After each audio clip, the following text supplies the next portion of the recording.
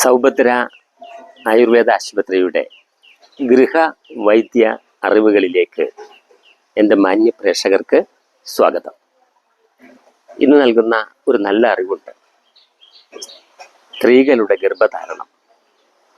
8 പേരാലില, 50 ml പശുവിൻ പാല്, കാച്ചി തണിയിച്ച പശുവിൻ പാല് അതിലിട്ട് വയ്ക്കുക. ചതച്ചിട്ട് ഒരു 4 മണിക്കൂർ കഴിഞ്ഞ് ആ ഇല ഒഴിവാക്കി ആ പാല് കഴിക്കുക. ആർത്തവ കാലങ്ങളിൽ മാത്രമേ ഇത് കഴിക്കേണ്ടതുള്ളൂ. എല്ലാ ദിവസവും കഴിക്കരുത്, ആർത്തവ സമയം മാത്രം. ഒന്ന്, കൂടെയുള്ള അബോർഷനങ്ങൾ നടക്കുന്നത് ഇല്ലാതാകും.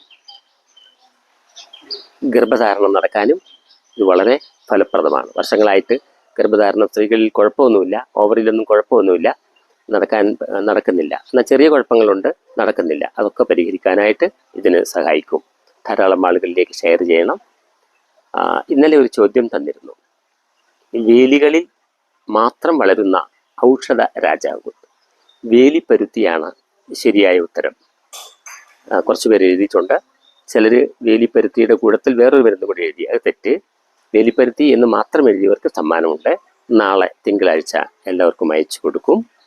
ഇനി ഇന്നത്തെ ചോദ്യം, ഏറെ ഔഷധ ഗുണമുള്ള മനോഹരമായ ഒരു ഔഷധ ചെടി, പക്ഷെ അകത്ത് ചെന്നാൽ മാനസിക നില തെറ്റും.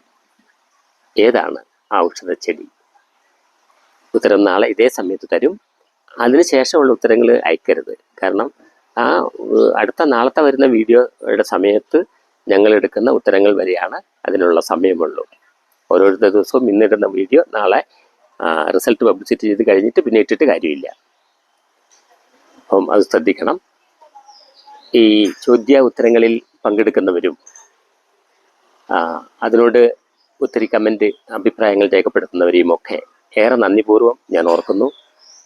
അതോടൊപ്പം തന്നെ നിങ്ങളുടെ വീണ്ടും പിന്തുണയും ഒക്കെ ഉണ്ടെങ്കിൽ നമുക്ക് ഈ ഔഷധ ചെടികൾ കുറേ പരിചയപ്പെട്ടു പോകാൻ കഴിയും.